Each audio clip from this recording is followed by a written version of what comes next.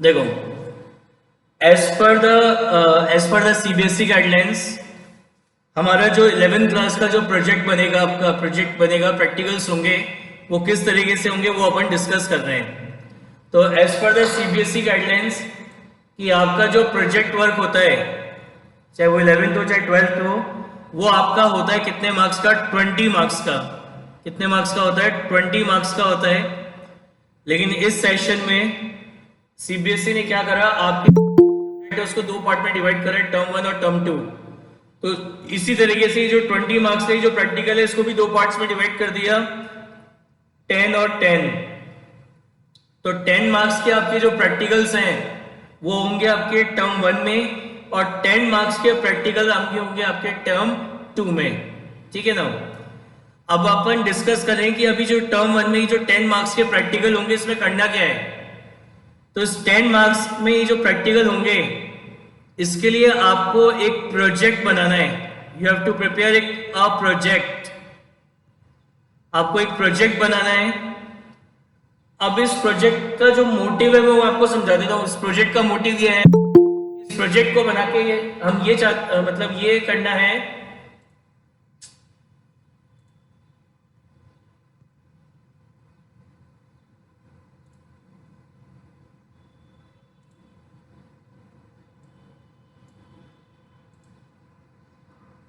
इस प्रोजेक्ट के थ्रू ये हमें सीखना है कि मतलब वो जो सीबीएसई आपसे एक्सपेक्ट करता चाहता है कि आपको क्या पूरी अकाउंटिंग आ गई, क्या पूरे जो एक ईयर की अकाउंटिंग होती है वो आ गई, क्या क्या आपको जर्नल एंट्रीज करना आ गया, क्या आपको आइडेंटिफाई करना आ गया कि कौन सी ट्रांजेक्शन को बुक्स में रिकॉर्ड करते हैं। उसके बाद क्या आपको कैश बुक बनानी आ गई क्या। उसके बाद क्या आपको उसकी लेजर पोस्टिंग करनी आ गई क्या। लेजर पोस्टिंग करके क्या उन लेजर्स को आपको बैलेंस करना आ गया क्या। और बैलेंस करके क्या आपको उसका ट्रायल बैलेंस बनाना आ गया क्या। और ट्रायल बैलेंस बनाने के बाद क्या आपको उससे फाइनल अकाउंट्स यानी फाइनेंशियल स्टेटमेंट्स ढंग से प्रिपेयर हो गए क्या। तो ये मोटिव होता है सीबीएसई का ये प्रोजेक्ट के पीछे। तो बेसिकली आपको करना क्या है, आपको कोई सा भी एक बिजनेस सेलेक्ट करना है। जैसे सपोज करो फॉर एग्जांपल आपने बेकरी का बिजनेस सेलेक्ट करा, तो आपको इस बेकरी बिजनेस की पूरे 1 ईयर की, 1 साल की पूरी अकाउंटिंग करके दिखानी है कि इस बेकरी बिजनेस में जो ट्रांजेक्शन्स होंगी तो उनकी कैसे जर्नल एंट्री होंगी, आपको जर्नल एंट्री करनी है। फिर इस बेकरी की आपको कैश बुक बनानी है, डेट इज डबल कॉलम, जिसमें आपका कैश और बैंक कॉलम दोनों हो। फिर आपको उसकी लेजर पोस्टिंग करनी है, फिर आपको उसका बैलेंस करना है, फिर ट्रायल बैलेंस और फिर फाइनल अकाउंट्स बनाने हैं। ये जो फाइनल अकाउंट है ये आपको टर्म 1 का, ये आपका टर्म 2 का प्रोजेक्ट है। This is your term 2। अभी टर्म 1 में केवल यहां तक का काम करना है। ठीक है ना? अब सीबीएसई ये चाह रहा है कि जो प्रोजेक्ट आप बनाओ, जैसे बेकरी बिजनेस लिया है, तो उसके अंदर जो भी इंफॉर्मेशन आप ले रहे हो एकदम रियल इंफॉर्मेशन होनी चाहिए।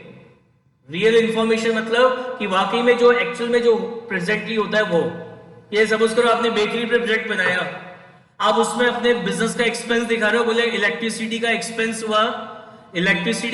हुआ, बोले साल भर में कितना, 1000 रुपीज। अब आप कोई सोच के देख लो, क्या 1000 रुपए साल का कोई बिजली का बिल आता है क्या किसी के घर? आजकल तो अगर बिजली चला मतलब इलेक्ट्रिसिटी ऑन भी नहीं करो तो भी मिनिमम इतना नहीं आएगा साल भर का। तो ऐसे डेटा नहीं चाहिए। जो भी डेटा हो आपको एकदम रियलिस्टिक डेटा होना चाहिए।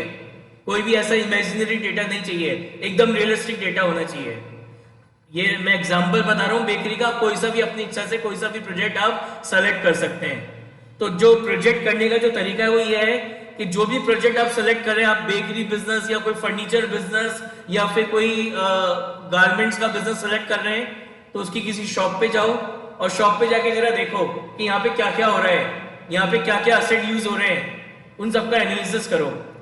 तो आपको क्या करना है, पूरे 1 साल की अकाउंटिंग करनी है। जैसे मैं बेकरी की अगर बात करता हूँ, तो बेकरी बिजनेस करने के लिए सबसे पहले मेरे को तो कैपिटल चाहिए, पैसा चाहिए। तो एस्टिमेशन लगाओ कि इस बेकरी बिजनेस को स्टार्ट करने के लिए कितनी कैपिटल चाहिए होगी। उसके बाद कैपिटल का अरेंजमेंट हो गया, कैसे करना है वो कैपिटल अरेंज होगी। अब बेकरी का बिजनेस खोलने के लिए अब आपको सबसे पहले शॉप चाहिए होगी। तो अब ये डिसाइड करो कि शॉप मैं परचेज करूं या मैं इसको रेंट पे लूं। या मैं इसको रेंट पे लूं, ये डिसीजन लिया। तो चलो शॉप आ गई, परचेज करा, रेंट करा, जो भी आपकी इच्छा थी। उसके बाद फिर मैं क्या करूंगा, शॉप तो खाली थी ना, अब मैं उसमें फर्नीचर का काम कराऊंगा, फर्नीचर बनवाऊंगा, ठीक है ना, सामान रखने के लिए और अपनी किचन विचन का पूरा फर्नीचर बनवाऊंगा। उसके बाद फिर मैं क्या करूंगा, फर्नीचर बनवाऊंगा, फिर मैं वहां पे इलेक्ट्रिसिटी का कनेक्शन करवाऊंगा। फिर क्योंकि आजकल जोमेटो और इन सब पे क्या होता है, स्विगी जोमेटो इन सब पे ऑनलाइन ऑर्डर लिए जाते हैं, तो उसके लिए फिर मैं क्या करूंगा, इंटरनेट का कनेक्शन भी लूंगा अपनी शॉप पे। अब इंटरनेट का कनेक्शन लेने के लिए मेरे को एक कंप्यूटर या लैपटॉप खरीदना पड़ेगा, क्योंकि वो जो ऑर्डर्स वगैरह है वो उसी पे दिखेंगे। फिर लैपटॉप होगा तो साथ में एक प्रिंटर भी चाहिए होगा, बिल वगैरह निकालने के लिए प्रिंटर भी चाहिए होगा। अब ये डिसाइड करना है क्या उस शॉप पे मेरे को एसी लगवाना है कि अपनी बेकरी की शॉप पे, तो एसी लगेगा।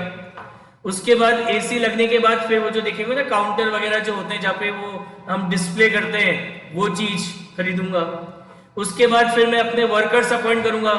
तो बेकरी के लिए एक तो आपको कुक रखना पड़ेगा जो बेकरी के आइटम्स बनाएगा, तब आपको पता होना चाहिए कुक क्या सैलरी लेगा, उसका आपको देखना चाहिए। अब क्या होता है, प्रोजेक्ट बनाते हैं, जैसे पास्ट ईयर में बनाए, बोले कुक रखा है, उसको 12,000 रुपए साल की सैलरी पे कर रहे हैं। अब 12,000 रुपए साल मतलब समझ में आ रहा है, 1,000 रुपए महीना। तो आजकल वो जो घर में स्वीपर आता है ना, जो भी आपके सपोर्टिंग आते हैं, जो आपके घर में आते हैं झाड़ू पोछा वगैरह अगर आते हो तो वो भी 1,000 रुपए महीना नहीं लेते हैं। अब आप कोई पूछे आपसे, बोले बेकरी पे कुक रखा है जो आपके बेकरी के आइटम, क्या वो 1,000 रुपए महीने पे आएगा क्या? तो ये एक अनरियलिस्टिक सा डेटा है, ऐसा हो ही नहीं सकता बिल्कुल भी। तो ऐसा काम नहीं करना। तो कुक रखा, फिर आपने सपोज करो एक सेल्समैन रखा, वो काउंटर पे जो खड़े होते हैं सेल्समैन, तो उसको आप कितनी सैलरी दोगे? तो ये सब चीजें होगी। अब आप क्या करोगे, बेकरी के आइटम्स परचेज करोगे।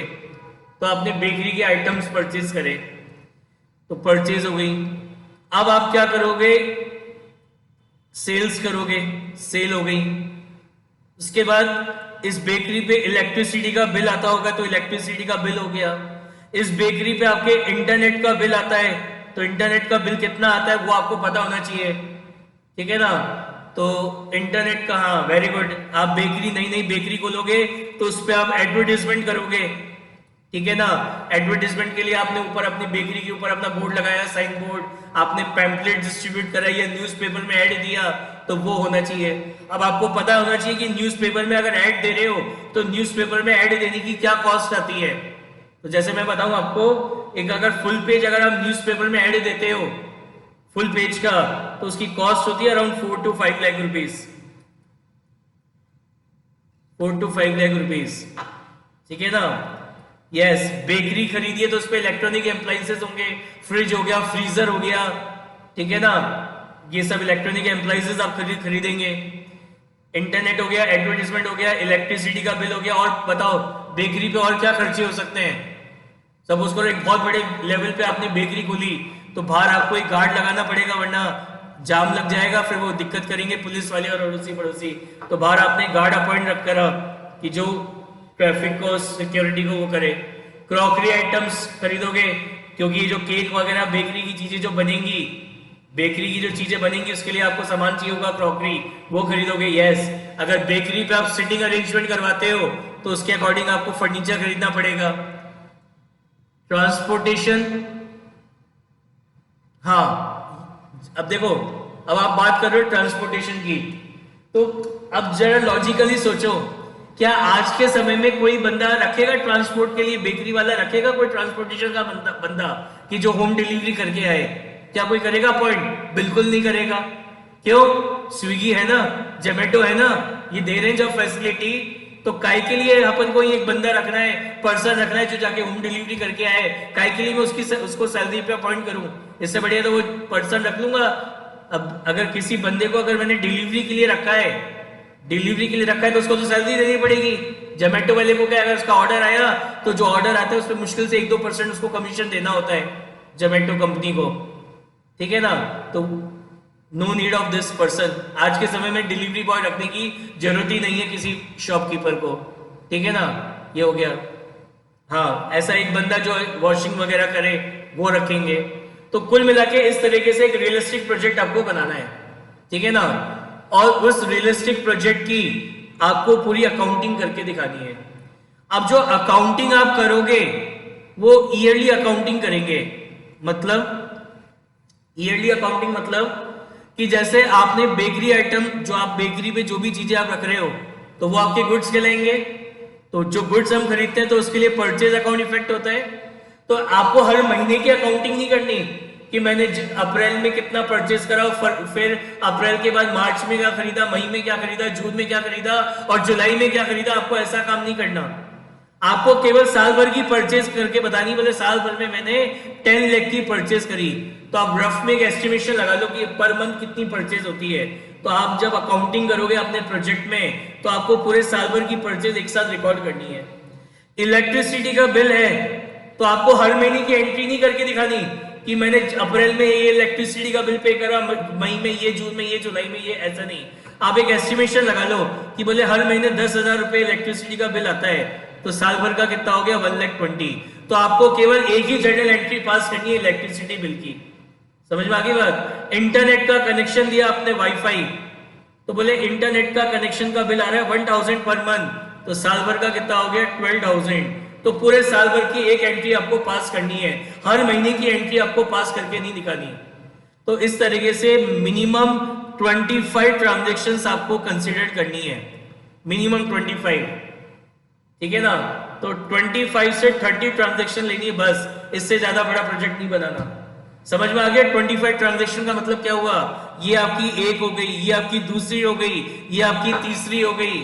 फिर आप जैसे एक सैलरी आप पे कर रहे हो अपने कुक को, तो वो 4 ट्रांजेक्शन हो गई।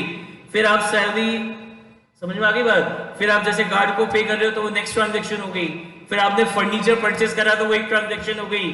आपने एडवर्टाइजमेंट का पे करा तो वो एक ट्रांजेक्शन हो गई। तो इस तरीके से आपको क्या करना है, 25 ट्रांजेक्शन से 30 ट्रांजेक्शन के बीच का प्रोजेक्ट आपको बनाना है। Is it clear. जो अकाउंटिंग ईयर आप लोगे, जो अकाउंटिंग ईयर, बहुत ध्यान से सुन लेना इस चीज को, लिख लीजिए अगर याद नहीं रहे तो जो अकाउंटिंग ईयर या जो फाइनेंशियल ईयर आप लेंगे वो लेंगे from 1 April 2000, from 1 April 2020 to 31 March 2021। ये आप अकाउंटिंग ईयर लोगे। इसके सिवा और कोई दूसरा अकाउंटिंग ईयर नहीं लेना, आपको यही अकाउंटिंग ईयर लेना है प्रोजेक्ट में। यानी आपको अकाउंटिंग ईयर 2021 की अकाउंटिंग करके दिखानी है। कुल मिला के ये बात है। ठीक है ना। बताता हूं अभी डेट्स का क्या करेंगे। ठीक है, तो अकाउंटिंग ईयर क्या लेना है, 20 से 21। अकाउंट्स का जो प्रोजेक्ट है वो A3 साइड की शीट्स पे बनेगा। A4 पे अगर बना दिया तो वो अलाउड नहीं होगा। It is made on A3 side sheet. A3 समझते हैं ना क्या होती है, जो A3 शीट्स होंगी उसी पे आपको अकाउंट्स का प्रोजेक्ट बनाना है। और दूसरी चीज, ये जो A3 साइड की शीट्स आप लेंगे तो अभी जितनी बनाने में आ रही है उससे करीबन 5-6 शीट्स और ले लीजिएगा एक्स्ट्रा, क्योंकि ये जो प्रोजेक्ट फाइल बनेगी यही आगे टर्म 2 में कंटिन्यू होगी। टर्म 2 में इसी फाइल को, इसी प्रोजेक्ट फाइल को आपको कंटिन्यू करना है। टर्म 2 में कोई नई फाइल नहीं बनानी है, इसी प्रोजेक्ट फाइल को आगे कंटिन्यू करना है, जैसा मैंने अभी आपको बताया था। अभी तो आपको यहां तक का काम करना है, ट्रायल बैलेंस तक का। ये वाला जो काम है और इसके आगे और भी कुछ चीजें हैं वो आप टर्म 2 में करेंगे। तो टर्म 1 में केवल यहां तक करना है। तो ये जो फाइल अभी आप टर्म 1 में बनाएंगे यही फाइल आपकी टर्म 2 में कंटिन्यू होगी। टर्म 2 के लिए कोई नई फाइल नहीं बनेगी। तो आप जब A3 साइज के ये शीट्स परचेज करें तो कुछ एक्स्ट्रा खरीद लीजिएगा, 6-7 शीट्स, जो आपके टर्म 2 में इसी में आगे काम आएंगी। ठीक है ना। तो समझ में आ गया। Project will be on A3 size sheets, not in A4 और on any other size sheet. ये A3 पे होगा। और प्रोजेक्ट आप स्पाइरल कराएंगे ताकि जब टर्म 2 में आपका, टर्म 2 में जब आप उसको कंटिन्यू करें तो स्पाइरल खुल के दोबारा वो स्पाइरल हो जाए। हाँ राघव, को दिक्कत हुई क्या।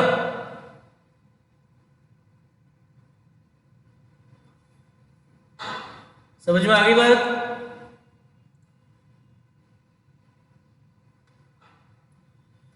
तो स्पाइरल आपको कराना है, कोई फाइल वगैरह नहीं करनी, आपको केवल स्पाइरल ही करना है। समझ में आ गई बात? दोबारा बता रहा हूं, प्रोजेक्ट किस पे होगा? A3 पे, और उसका आपको स्पाइरल कराना है, कोई फाइल में लेके नहीं आना है प्रोजेक्ट शुड बी स्पाइरल। समझ में आ गई बात? और A3 पे होगा, अभी क्लियर कर रहा हूं। अगर A4 पे बना दिया तो दोबारा बनाने को दे दूंगा, दोबारा बनाना पड़ेगा सारा प्रोजेक्ट अगर A4 पे बना दिया तो।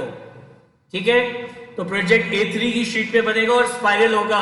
फाइल नहीं चाहिए मेरे को, फाइल में लाके अटैच करके नहीं, मेरे को स्पाइरल करके लाके देंगे। और अभी बता रहा हूं, A3 शीट्स जो परचेस करेंगे जिस साइज की, उसकी अराउंड 6-7 शीट एक्स्ट्रा खरीद के रख लीजिएगा, और उसको इनफैक्ट स्पाइरल भी करा लीजिएगा साथ में। मतलब ये प्रोजेक्ट बनाएंगे तो इसी के पीछे स्पाइरल करा लीजिएगा साथ के साथ, क्योंकि ये जो टर्म 1 का जो प्रोजेक्ट फाइल होगी आपकी, ये जो टर्म 1 का स्पाइरल होगा, यही आगे टर्म 2 में भी काम आएगा। टर्म 2 के लिए अलग से नहीं बनाना है। Is it clear? अब देखो प्रोजेक्ट बनेगा कैसे।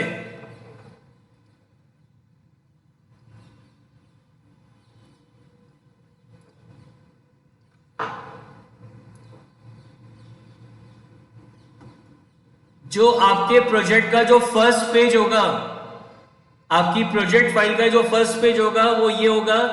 ये प्रोजेक्ट फाइल का फर्स्ट पेज मैं आपको बना के दूंगा, मैं डिजाइन करके दूंगा, तो उसको आपको प्रिंट आउट करना है वही A3 साइज पे। A3 साइज पे आप उसका प्रिंट आउट करेंगे, मैं आपको उसमें PDF में दूंगा, PDF में मैं आपको ये बना के दूंगा A3 साइज में, तो आप उसका प्रिंट आउट निकाल के वो आगे फ्रंट पेज लगाएंगे। और ये आपको हर सब्जेक्ट के लिए मिलेगा। हर सब्जेक्ट मतलब अकाउंट्स, इकोनॉमिक्स, बिजनेस स्टडी और EP, तो उसके लिए आपको इसी तरीके से फर्स्ट पेज बना के दिया जाएगा। तो प्रोजेक्ट फाइल का जो फर्स्ट पेज होगा ये होगा जो मैं आपको बना के दूंगा। इसको भी आगे पीछे नहीं करना है, जिस सीक्वेंस में मैं बता रहा हूं उसी में लगेगा, उसी में आपको करना है। तो पहला पेज ये होगा जिसमें सारी डिटेल होंगी, जो मैं आपको दूंगा, आपको उसका प्रिंट आउट निकालना होगा, राइट। सेकंड पेज जो होगा आपका प्रोजेक्ट फाइल का वो होगा एक्नॉलेजमेंट। लिख लीजिए, फर्स्ट पेज तो हो गया वो टाइटल, सेकंड पेज आप जो लगाओगे वो लगाओगे एक्नॉलेजमेंट। ये भी मैं आपको बना के दूंगा, इसका भी PDF मैं आपको बना के दूंगा, सारे सब्जेक्ट्स का, सारे मतलब अकाउंट्स, इको, BST, EP, तो मैं बना के दूंगा, आपको उसके प्रिंट आउट करके लगाने हैं। तो ये सेकंड पेज भी मैं आपको बना के दूंगा, मिल जाएगा अभी कुछ दिनों में व्हाट्सएप पे। ठीक है, ये एक्नॉलेजमेंट हो गया। तो सेकंड पेज आपका एक्नॉलेजमेंट का होगा। अगर किसी ने कोई भी पेज आगे पीछे लगवा दिया तो दोबारा स्पेल कराना है उसको, फिर तो इसलिए लिख लो अगर याद नहीं रहे तो। उसके बाद आपका जो नेक्स्ट पेज होगा डेट इज, ये तो हमारा कौन सा हो गया? Second page.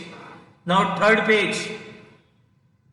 थर्ड पेज जो होगा वो आपका होगा सर्टिफिकेट।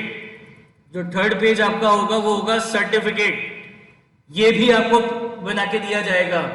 तो ये स्टार्टिंग के 3 पेज मैं आपको बना के दूंगा, वो आपको प्रिंट आउट निकालने हैं उसके, और प्रिंट आउट निकाल के आपको अपनी प्रोजेक्ट फाइल के आगे लगाने हैं। तो फर्स्ट पेज तो वो टाइटल वर्क हो गया, सेकंड पेज हो गया एक्नॉलेजमेंट, एंड थर्ड पेज हो गया आपका सर्टिफिकेट। और ये सर्टिफिकेट तो ये नाम वगैरह आपको लिखने होंगे, तो ऐसा मत करना कि ये बिना बस वो उसको प्रिंट निकाल के लगा के दे दिया।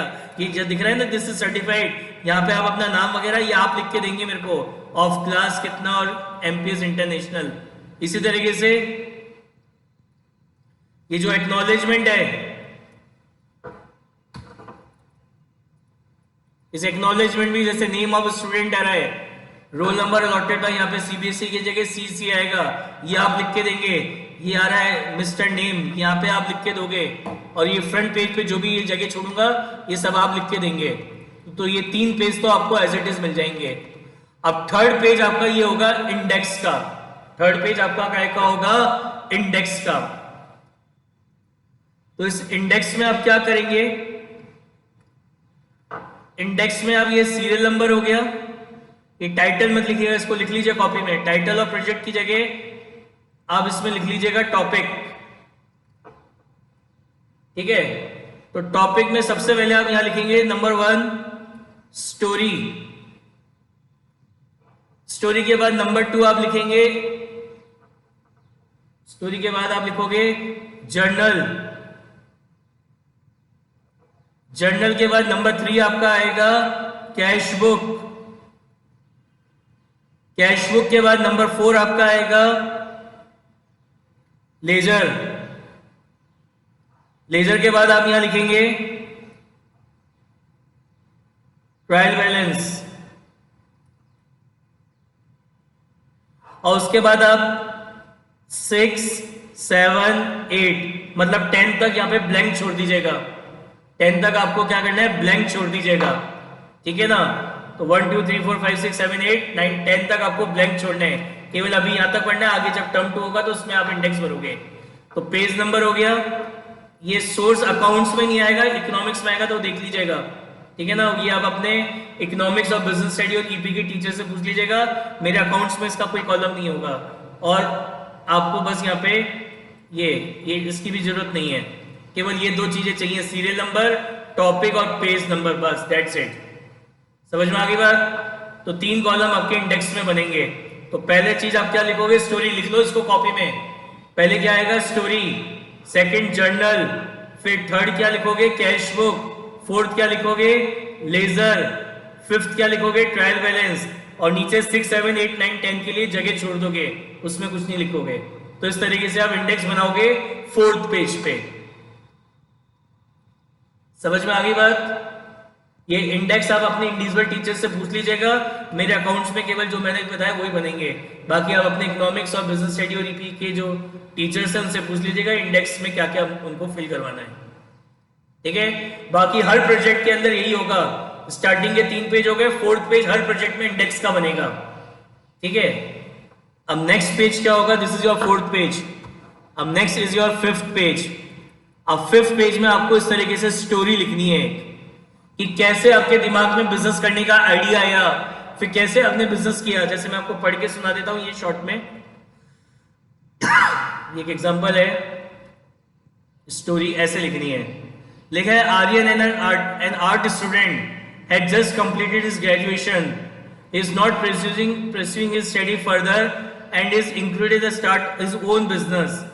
Aryan is a fitness survey and process of good physician. Aryan father Tejpal, a fitness trainer with the Indian boxing system. He is a very versed of retirement. Being in the field of fitness training, he knows the importance of physical fitness. Keeping in mind his experience and the aspiration of his son, he decided to open a gym for the name Fitness Planet. इसी तरीके से आप भी business का एक name लिखेंगे, मतलब आप अपनी खुद की एक स्टोरी बनाएंगे इस तरीके से। Aryan he gifted an amount, Aryan के फादर ने आर्यन को गिफ्ट किए 8,40,000 as an capital to his son on 1 April 2013। आप क्या लिखोगे, on 1 April 2020। On the same day Aryan took a floor of building, business start कर लिया उसने, डिसाइड करा कि मेरे को जिम खोलना है, मेरे को फिटनेस सेंटर खोलना है, तो उसके लिए जगह चाहिए। तो उसने क्या करा, आर्यन टुक अ बिल्डिंग ली, बिल्डिंग का एक फ्लोर लिया जिसका मंथली रेंट था 25 रुपीज, जिसका क्या रेंट था 25 रुपीज था। अब कह रहा है ही also made the following purchase on the same day, same day को ये खरीदा। तो जिम के लिए मशीनरी चाहिए, टूल्स चाहिए और फूड सप्लीमेंट एंड प्रोटीन्स, ये सब उसने खरीदे। Aryan open a current account, natural बात है, बैंक बिजनेस है तो बैंक में उसका करंट अकाउंट ओपन होगा। तो एचडीएफसी बैंक में उसने करंट अकाउंट ओपन कराया और उसमें 1 लाख डिपॉजिट कराए। He got his gym furnished by paying 40,000 to modern engineer. उसने अपने जिम का इंटीरियर डेकोरेशन वगैरह कराया 40,000 में। He spent 50,000 as advertisement.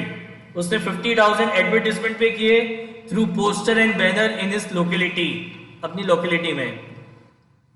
उसके बाद क्या लिखा है,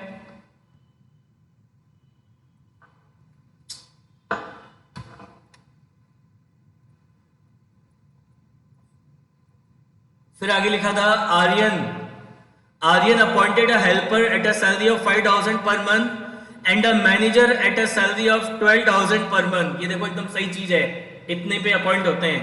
प्लस मैनेजर को 5% कमीशन देगा ऑन सेल ऑफ गुड्स, जो भी वो सप्लीमेंट्स और प्रोटीन बेचेगा उस पर मैनेजर को 5% कमीशन भी देगा। The salary was payable on monthly basis with the commission was to be paid at the end of the year. Salary तो मंथली देगा मैनेजर को और commission end of the year में पे करेगा। Summary of the transaction took place, जो fees collect हुई, मैंने आपको बताया एक एक महीने का इंडिविजुअल, एक एक महीने का नहीं, पूरे साल भर का। तो जैसे इसने बताया कि पूरे साल भर में 15 लाख की फीस कलेक्ट हुई।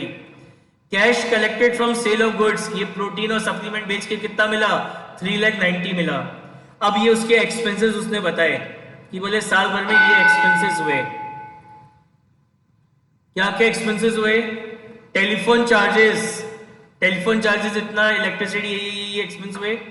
He withdrew 10,000 per month for household expense in cash. For the above information you are required. बस आपको यहां तक ही लिखना है। तो इस तरीके से आपको एक बाकायदा एक स्टोरी बनानी है। स्टोरी बनाने के बाद अब इन ट्रांजैक्शंस की, जो भी ये ट्रांजैक्शंस हो रही हैं,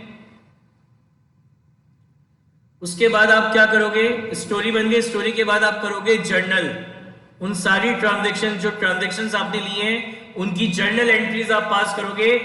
मैंने आपको बताया 25 से 30 ट्रांजैक्शंस आपको लेनी है। जर्नल एंट्री में जो आपका डेट का कॉलम बनेगा, जर्नल एंट्री में जो डेट का कॉलम बनेगा उसमें आप ऐसे लिख दोगे, ऊपर लिख दोगे 2020 1 अप्रैल, और फिर पूरे इस पे ऐसे लाइन खींचा, और फिर लास्ट में लिख दोगे 31 मार्च 2021। तो जितनी भी पेज पे आपके जर्नल मिलेंगे उसकी डेट के कॉलम में इस तरीके से डेट डालनी है। समझ में आ गया? जर्नल स्टार्टिंग में लिखा 2020 1 अप्रैल, इस तरीके से लाइन खींची और लास्ट में लिख दिया 31 मार्च 2021। तो जितने भी पेज पे जर्नल बनेगी उस पे इसी तरीके से डेट डालनी है। ठीक है ना? मैंने आपको बताया मंथली करना है, वो ईयरली पूरी एक साथ दिखानी है, मंथली करके नहीं दिखाना। तो इसलिए डेट आप इस तरीके से टोटल डाल देंगे। समझ में आ गया जर्नल में डेट कैसे डालनी है? तो सबसे पहले क्या बन गई, स्टोरी बन गई। स्टोरी के बाद आपने अपनी जर्नल एंट्री कर ली। अब जर्नल एंट्री करने के बाद अगला काम क्या करेंगे, अगला काम करेंगे कैश बुक बनाएंगे। ये तो सिंगल कॉलम है, लेकिन आपको कौन सी कैश बुक बनानी है, डबल कॉलम कैश बुक आपको बनानी है, जिसमें आपका कैश एंड बैंक कॉलम होगा, जिसमें आपका कैश एंड बैंक कॉलम होगा। तो नेक्स्ट काम हो गया, आपको कैश बुक बनानी है with cash and bank column. Cash book बनाने के बाद आपको फिर लेजर पोस्टिंग करनी है। जो जर्नल एंट्रीज आप करे थे उसकी लेजर पोस्टिंग करनी है। इस लेजर पोस्टिंग करते समय भी आप कैश और बैंक अकाउंट बनाना, ठीक है ना, कैश और बैंक अकाउंट बनाना। तो उसके बाद आप लेजर पोस्टिंग करेंगे। लेजर पोस्टिंग में भी डेट आप ऐसे डालेंगे, दिख रही है यहाँ पे आपको, डेट आप इसी तरीके से डालेंगे।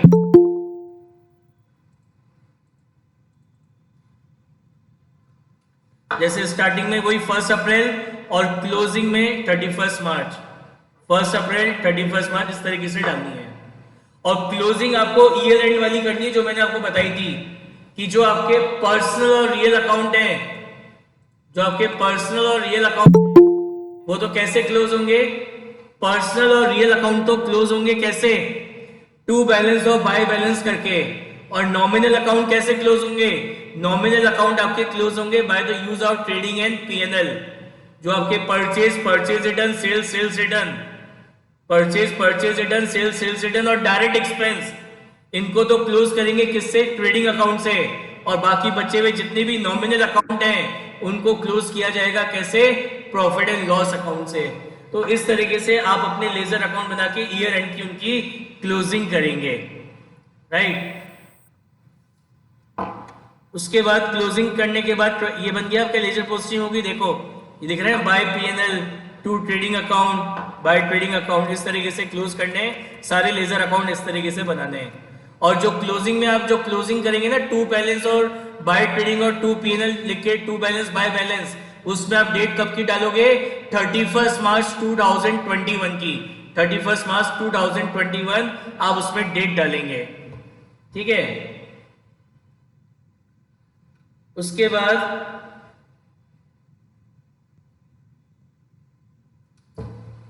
क्या करेंगे आप,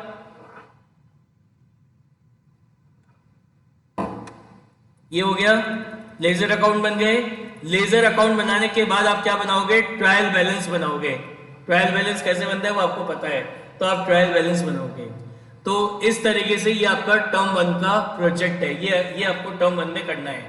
ट्रायल बैलेंस बनाने के बाद अब मैंने आपको बताया करीबन 7 to 8 शीट्स आप छोड़ दीजिएगा स्पाइल करा के, क्योंकि यही फाइल टर्म 1 की जो फाइल है ये आगे आपकी कंटिन्यू होगी। अब ये जो प्रोजेक्ट आप बना देंगे उसके बाद आप क्या करोगे, पीपीटी बनाओगे, फोटो क्लिक करके पीपीटी बनाएंगे और पीपीटी बना के आप गूगल क्लासरूम में उसको पोस्ट करेंगे। अभी मैं आपको इस प्रोजेक्ट का, ये जो आपका प्रोजेक्ट है, इस प्रोजेक्ट का मैं अभी गूगल क्लासरूम में असाइनमेंट क्रिएट कर दूंगा, तो पीपीटी क्लिक करके आपको वहां पे इसको सबमिट करना है। और ये जो प्रोजेक्ट है, इसको प्रोजेक्ट कराने की सबमिशन की जो डेट है, मैं डेट आपको बताता हूं, ये है आपकी 30th अगस्त। This is your last date of submission of your project.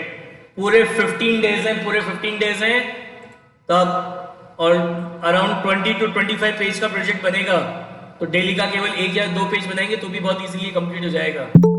Days पहले बना दिया and this is the last date, उसके बाद किसी का कोई प्रोजेक्ट फाइल एक्सेप्ट नहीं होगी। ठीक है, तो इस तरीके से आपको टर्म 1 का प्रोजेक्ट बनाना है। समझ में आई बात?